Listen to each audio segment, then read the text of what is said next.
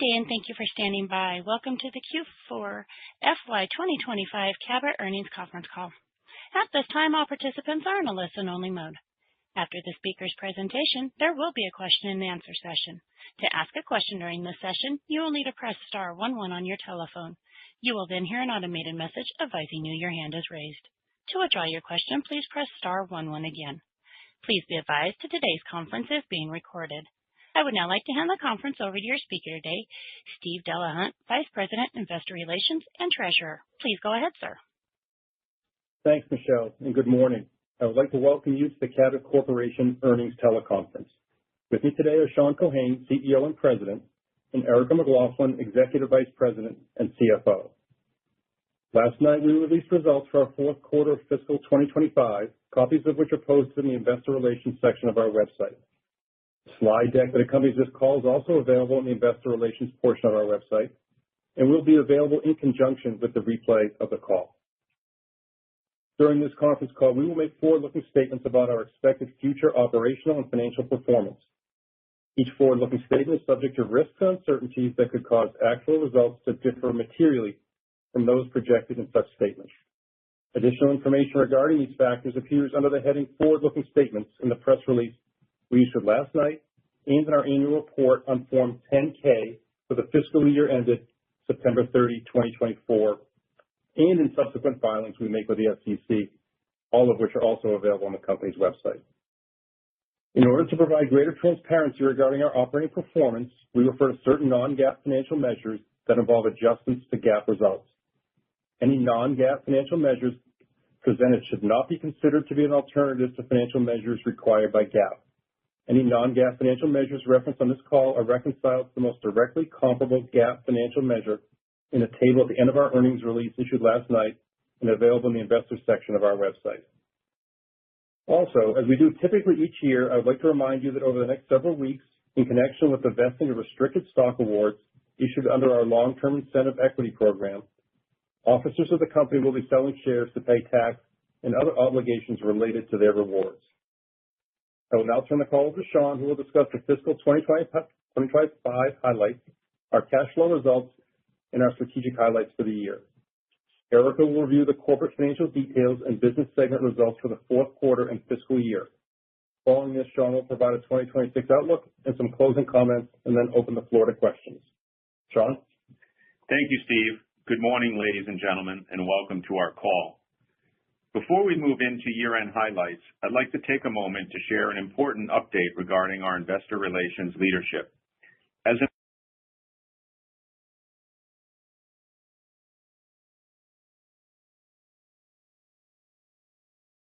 Ladies and gentlemen, please stand by. Your conference call will resume momentarily.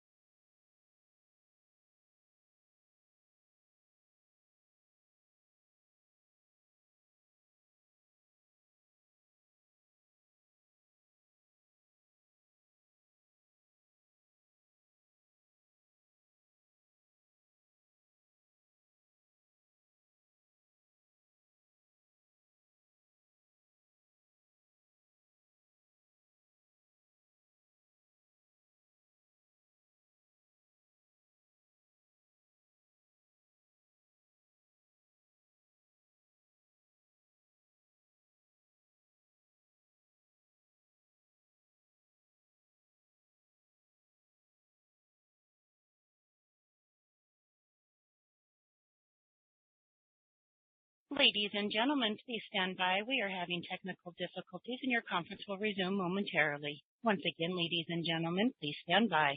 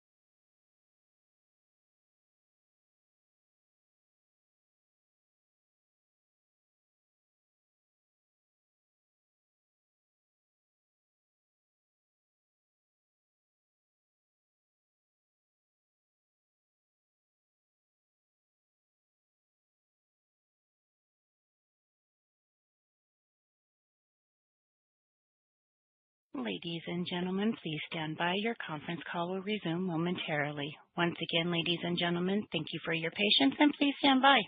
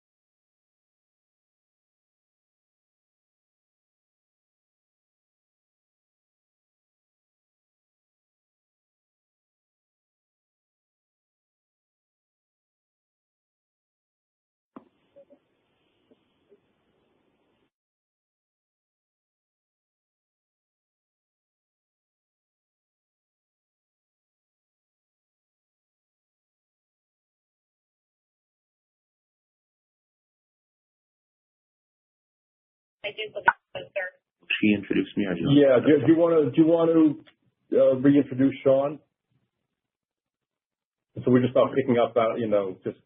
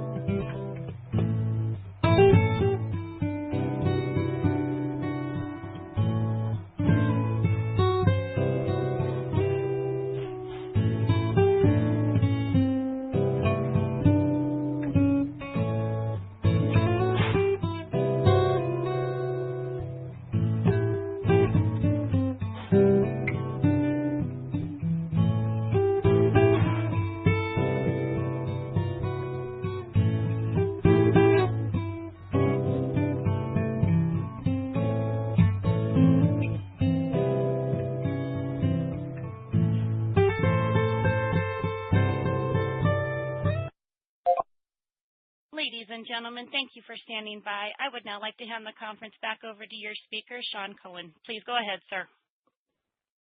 Thank you, Michelle, and apologies, everyone. We seem to have a challenge with our connection there.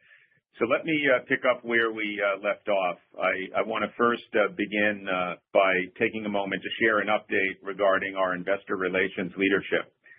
As announced earlier, Robert Rist will be stepping into the role of Vice President of Investor Relations and Corporate Planning.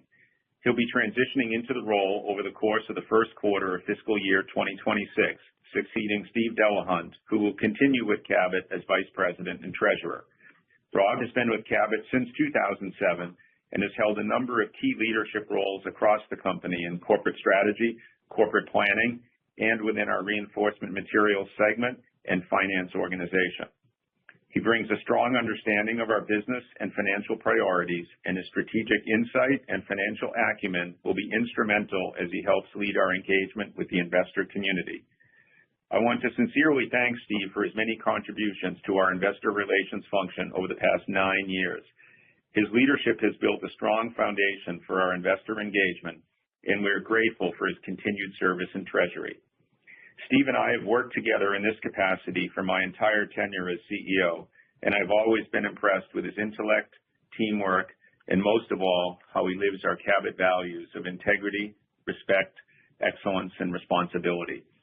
I am confident that this transition will be seamless, and we look forward to continued momentum in our IR efforts. Fiscal year 2025 was characterized by a turbulent macroeconomic, geopolitical, and global trade environment, but it was a year in which the enduring strengths of Cabot were exhibited. We executed well and delivered strong results. In fiscal year 2025, we delivered a record adjusted earnings per share of $7.25, which represents an increase of 3% year over year.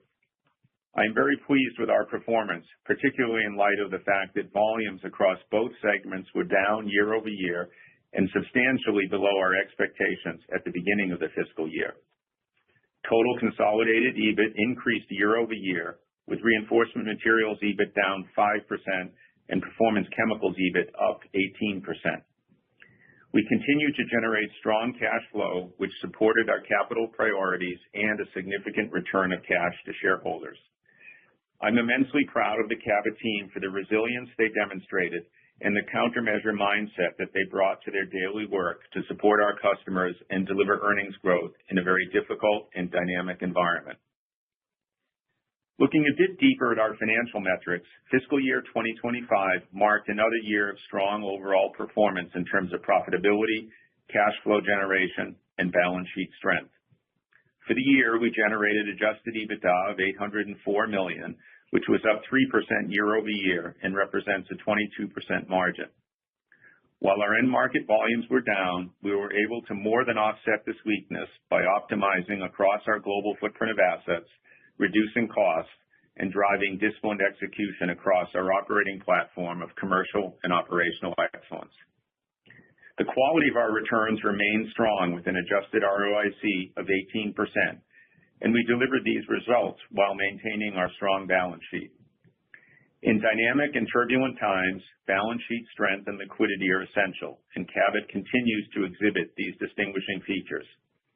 We finished fiscal 2025 with net debt to EBITDA of 1.2 times and liquidity of $1.5 billion, which gives us tremendous flexibility to invest in strategic organic and inorganic projects to grow the long-term earnings of the company while returning a significant amount of cash to shareholders.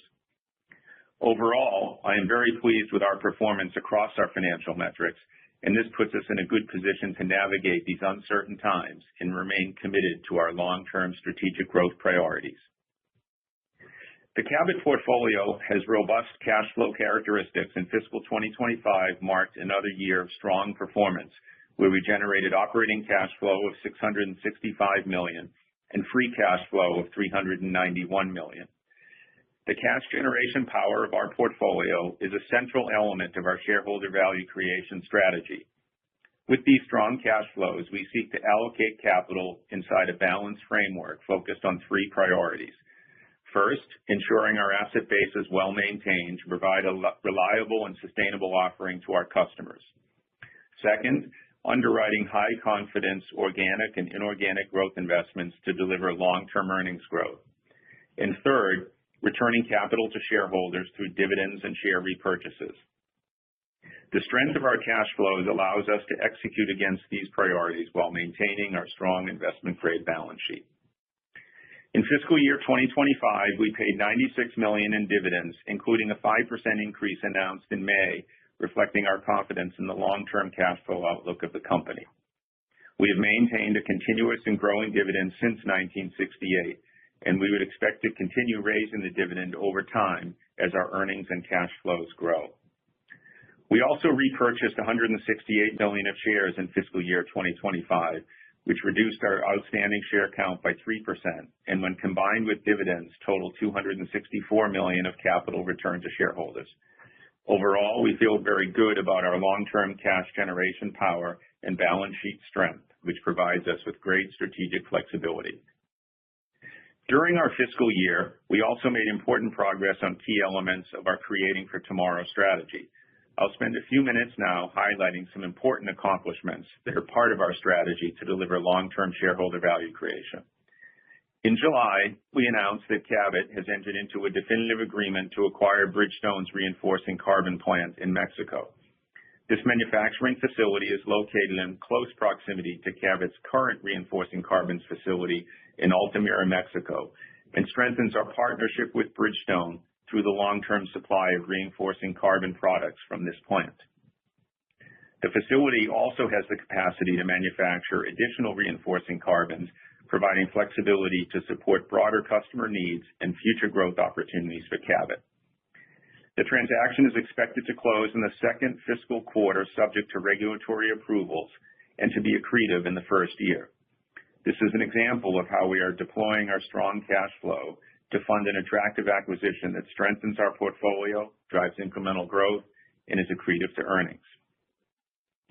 We are pleased with the earnings progression and strategic developments in our Performance Chemicals segment, despite persistent end market weakness in certain important sectors such as automotive and construction. While we believe the end markets of automotive and construction will improve over time from their current cyclical lows, we are focused on targeted applications where the macro trends are favorable. Specific sectors include infrastructure and alternative energy, digitalization, and consumer-driven applications. Success across these sectors was an important contributor to the increased earnings in the segment in fiscal 25.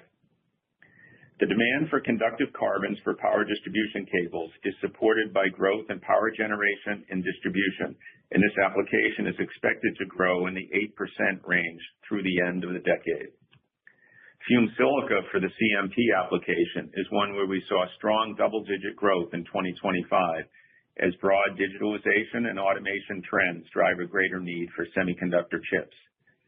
And finally, consumer spending has been a pretty resilient driver of economic growth globally, and our specialty carbons, specialty compounds, fumed silicas, and aerogel materials are all benefiting from this strength.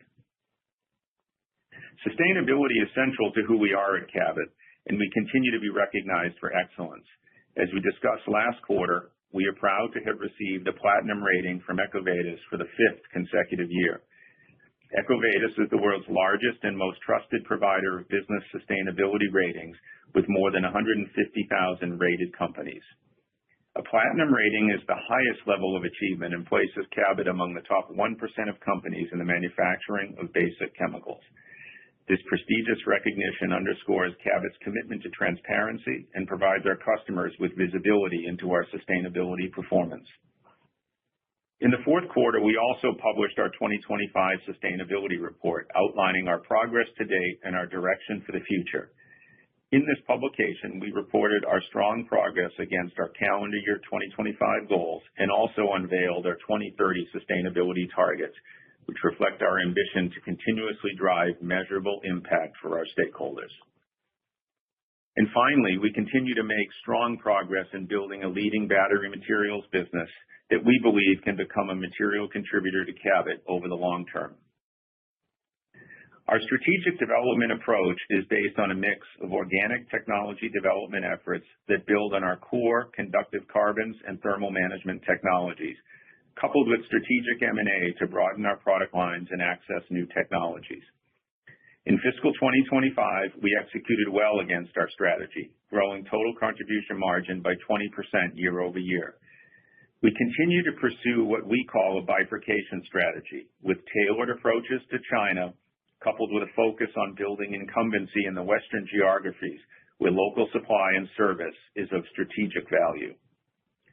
Product development is essential in this fast cycle industry, and we made important progress on this front in 2025. We recently launched a new conductive carbon product developed for use in lithium-ion batteries for energy storage systems, or ESS. This high-performance conductive additive delivers enhanced conductivity, longer cycle life, and improved processability for ESS cells used in residential, commercial, and industrial applications. The global ESS market is growing rapidly, driven by the rising demand for grid flexibility, the transition to renewable energy, and the need for storage solutions that support the rapid build-out of data centers. Our LITX 95F solution addresses these challenges by delivering key performance and efficiency advantages that are vital for accelerating ESS adoption. In addition to our segmented efforts to capture the ESS opportunity, we continue to realize strong volume growth in our high-performance conductive additive blends. This was a core thesis of our decision to acquire Shenzhen Sanshun Nanomaterials, and I'm very pleased with the strong growth in sales of these products to leading global battery producers in 2025. As we look ahead in this business, our outlook remains positive, supported by the expectation that the lithium-ion battery market will grow at a compound annual rate of approximately 20% over the next 3 years. We believe we are well positioned to capitalize on this growth opportunity and build a global leadership position that creates significant long-term value for our shareholders. I'll now turn the call over to Erica to discuss the financial and performance results of the quarter in more detail. Thanks, Sean. Adjusted EPS in the fourth quarter was $1.70. This performance was 6% below the same quarter last year, driven by lower EBIT in both our reinforcement materials and performance chemicals segments. Cash flow from operations was strong at $219 million in the quarter, which included a working capital decrease of $69 million. Free cash flow was $155 million in the quarter. We ended the quarter with a cash balance of $258 million, and our liquidity position remained strong at approximately $1.5 billion. Capital expenditures for the fourth quarter of fiscal 2025 were $64 million, and we expect capital expenditures in fiscal 2026 to be between $200 to $250 million. Additional uses of cash during the fourth quarter were $25 million for dividends and $39 million for share repurchases. Our debt balance was $1.1 billion, and our net debt to EBITDA remained at 1.2 times. The operating tax rate for fiscal year 2025 was 27% as compared to 26% in fiscal 2024. The higher tax rate was driven by the geographic mix of earnings and the new OECD global minimum tax implementation, which increased our tax rate in certain lower tax jurisdictions. We anticipate our operating tax rate for fiscal 2026 to be in the range of 27% to 29%. Now moving to reinforcement materials. EBIT decreased by $4 million in the fourth quarter compared to the same period last year, primarily due to lower volumes, which were down 5% year over year. The decline in volumes was due to weaker customer demand, driven by the uncertainty from tariffs and a weaker global macroeconomic environment. In the Americas, the lower volumes were also driven by the continuation of elevated levels of Asian tire imports. Regionally, volumes were down 7% in the Americas and 6% in Asia Pacific, while volumes in Europe were up 5%.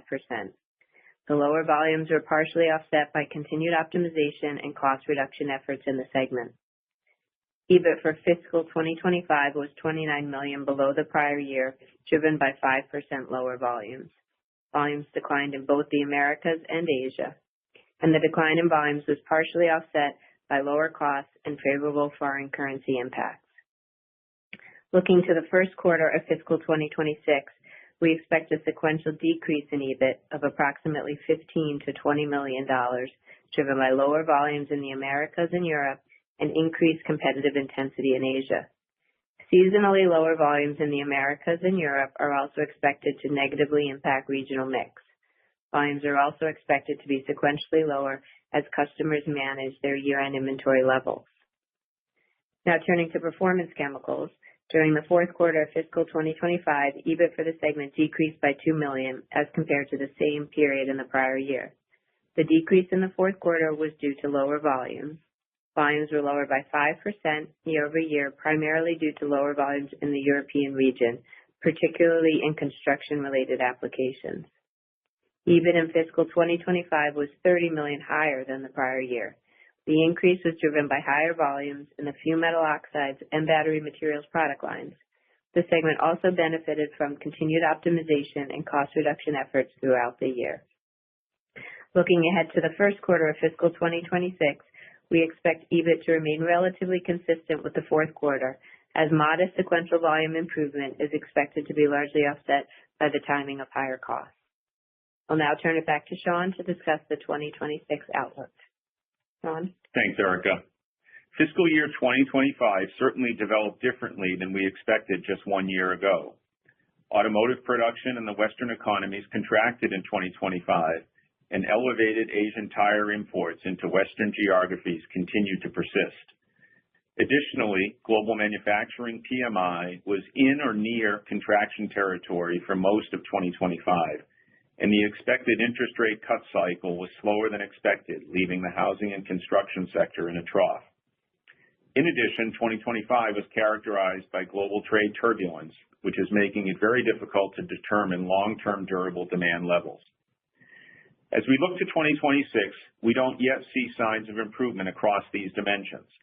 While trade policy is trending toward regionalization, and this aligns well with our model of make in region, sell in region, it will likely take some time for end markets and supply chains to find their new normal.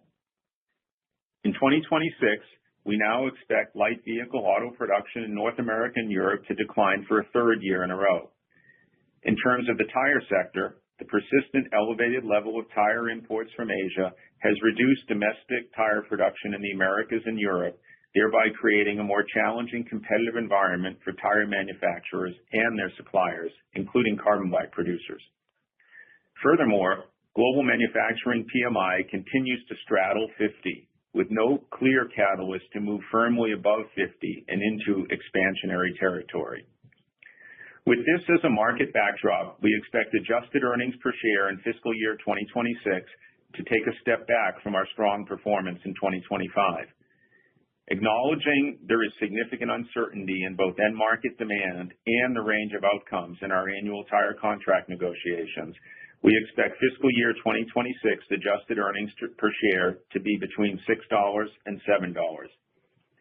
Our range includes various scenarios related to volumes and pricing outcomes across our businesses. The lower end of the range would reflect a weak demand environment and pricing pressures in 2026. The higher end of the range would reflect the ability to largely offset pricing pressures with volumes, optimization, cost savings, and benefits from our growth investments. As we think about the segment outlook for fiscal 2026, in reinforcement materials, we are currently negotiating our calendar year contracts. While we expect outcomes to be varied across customers, our expectation is that overall contract outcomes will be lower than the prior year. Our customers are facing challenges in the Western regions from Asian tire imports, along with macroeconomic uncertainty, and are pushing hard on suppliers given these dynamics. This is causing challenging contract discussions with our customers that are taking longer to close. In addition, I would say the utilization situation in the Western regions is similar or slightly worse than the prior year. Tire imports from Asia have increased modestly year to date into the U.S., they've decreased modestly into South America, and they have risen more materially into Europe in 2025. Therefore, it is a challenging picture for local production of tires in the Americas and Europe, which in turn impacts our business in those regions. Our capacity in Asia enables participation in demand in Asia, but it is a competitive market at this time, requiring us to balance volumes and margins. Regarding performance chemicals, in 2025, we have seen rather strong demand in Asia, muted levels of demand in the Americas, and challenging demand patterns in Europe. We anticipate these trends will continue in 2026. The challenges in Europe are also related to end product imports from Asia into Europe, which is impacting demand pull-through from our customers in the region. We are seeing positive demand in Asia as our customers benefit from strong export levels, and we're utilizing our capacity there quite well. While end market demand in construction and auto remains in a cyclical trough, we are seeing strong and improving demand in attractive end markets like battery materials, as well as specific sectors including infrastructure and alternative energy, digitalization, and consumer-driven applications. We expect these growth areas, along with continued optimization across the segment, to enable year-over-year growth in segment EBIT. We expect cash flow from operations to remain strong and our net debt to EBITDA to remain in a similar range to 2025. We expect the cash flows from operations will fund our capital expenditures, a strong dividend, and share repurchases in the range of $100 to $200 million. As we think about our longer-term outlook and the targets we set for 2027 at our Investor Day last year, it is clear that the assumptions we had 1 year ago are not playing out as planned.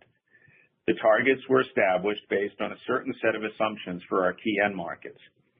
Specifically, automotive production was forecasted to grow at a higher rate than we now see, and the Western markets were projected to be positive, which has not been the case in 2025 or the 2026 forecast. We expected tire production to grow globally, including in the Western markets, but the persistent level of Asian tire imports has impacted demand for our product in the Americas and Europe, resulting in a negative regional mix. With the change in the U.S. administration's policy towards electric vehicles, the outlook for batteries in the U.S. has also been reduced. And finally, the interest rate cut cycle that was projected at that time has been slower to develop, resulting in a delayed pickup in housing and construction sector. In addition to these end market factors, the global trade negotiations are creating significant uncertainty, and we have not yet seen a stable period to interpret a new normal for our key end markets. Given where we are today and our expectation for 2026, the implied recovery needed to achieve these targets by 2027 is not expected. We will, of course, monitor the external environment and its impacts on our business and continue to update you as our visibility improves. Certain of our end markets are suffering from cyclical headwinds, particularly the automotive and the building and construction sector, but we expect volumes in these applications will improve over time as interest rates are cut and strengthen the consumer.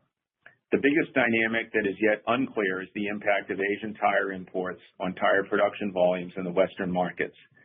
At this point, we are observing mixed signs. In the U.S., there is a range of tariff levels that impact tires, and anti-dumping duties have been levied on certain producers. We have not seen a decrease in imports into the U.S. based on the most recent data, which is year-to-date July, and it remains too early to determine if these actions will have a material impact on the flow of tires. In South America, we are seeing some evidence that trade actions are having a positive impact on the level of tire imports into Brazil. Currently, there are tariffs on passenger car and truck tires, as well as anti-dumping duties on tires from certain countries, including China and Thailand. On a year-to-date basis through August, we have seen a decline in tire imports into Brazil, so that sign is encouraging. In Europe, there are very modest tariffs in place at this time on passenger car and truck tires. The EU is currently investigating allegations of dumping of passenger car tires from China, and potential provisional measures may be introduced as early as December 2025.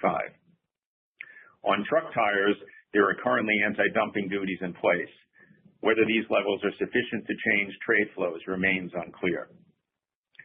In addition to trade policy by different countries, we are also observing that the global tire majors appear to be taking steps to improve competitiveness and defend their Tier 2 brands.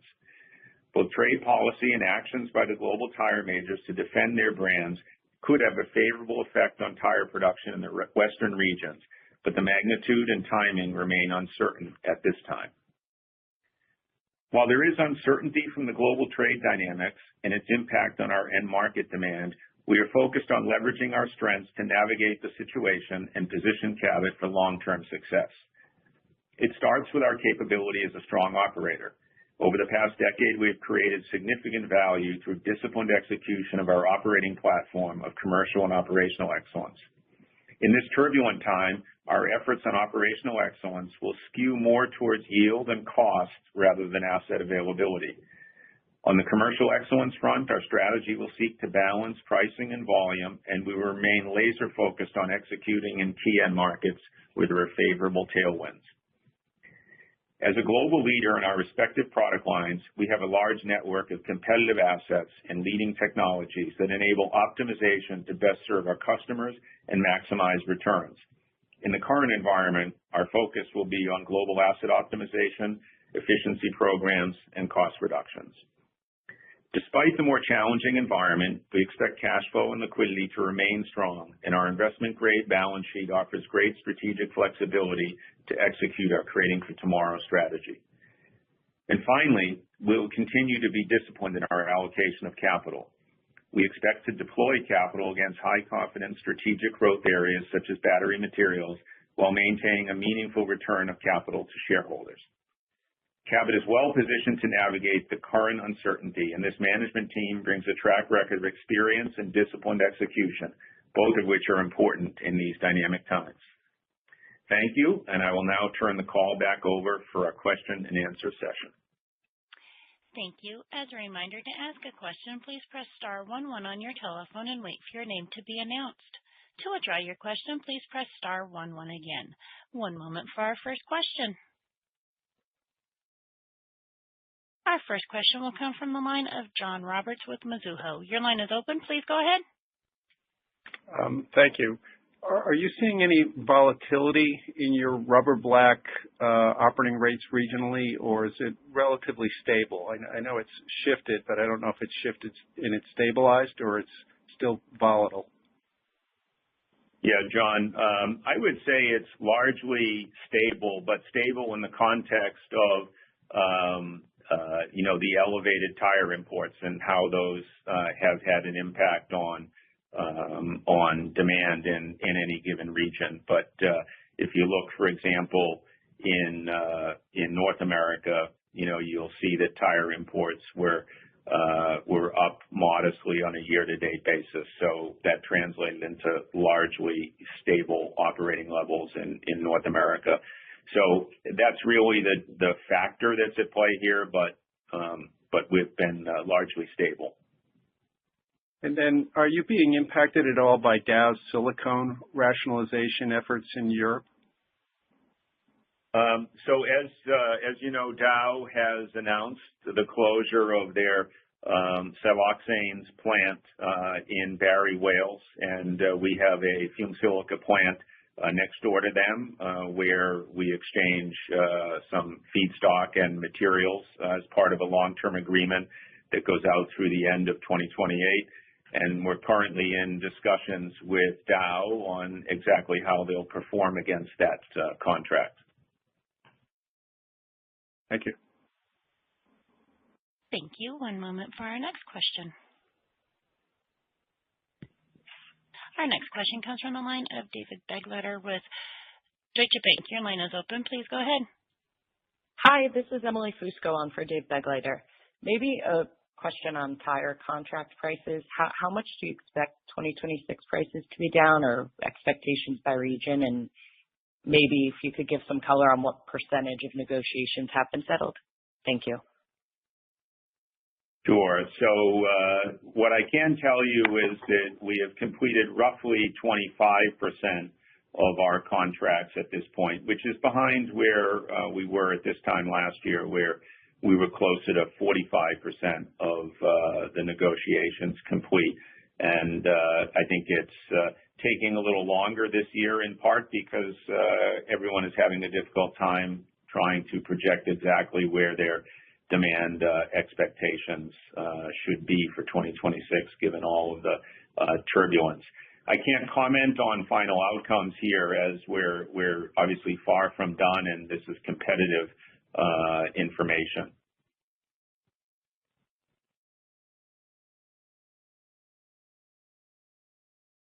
Thank you. And one moment for our next question.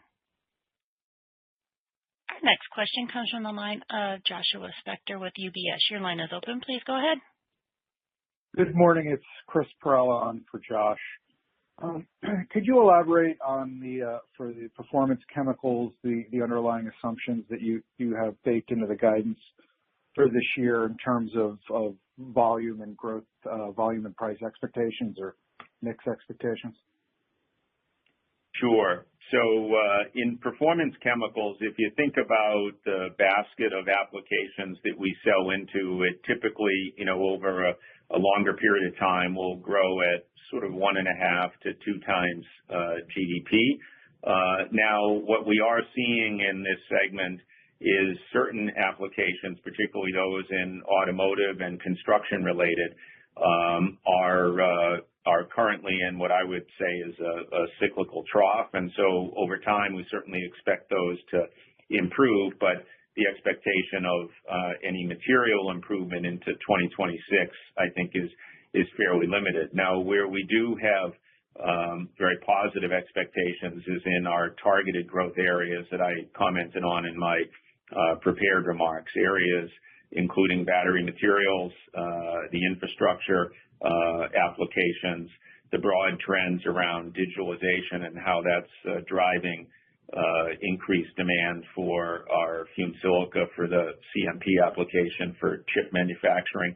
Those types of applications continue to exhibit strong growth, and we're performing well there. So when we look at the overall expectation for volumes, we certainly expect volumes to be up in 2026. But again, a mix of some headwinds that are more than being offset by these targeted applications with strong tailwinds. And depending on the application mix and your expectations, is there a mix uplift, or is this I know the battery materials is kind of higher value, but is there a mix uplift expected this year? Yeah, I would say the mix is probably pretty balanced. These applications that are growing well have good, strong margins, but as you might recall, volumes that get pulled through from the automotive sector typically have pretty high margins as well, because that business tends to be specified. So I would say the margin uplift from mix would be, fairly balanced. The trade-offs would be fairly balanced there. All right. Thank you, Sean. Thank you. And if you would like to ask a question, please press star 11. And our next question will come from the line of Kevin Estock with Jefferies. Your line is open. Please go ahead. Yeah, thank you. I'm asking on behalf of Lawrence. I was just wondering if you could share a little bit about how maybe the regional utilization rates kind of shook out during the quarter, maybe by region, if you have that sort of data. Thanks. Sure. So the regional picture has not really changed much from our prior comments. Certainly in the Western regions, the impact from tire imports from Asia has reduced domestic production from our customers.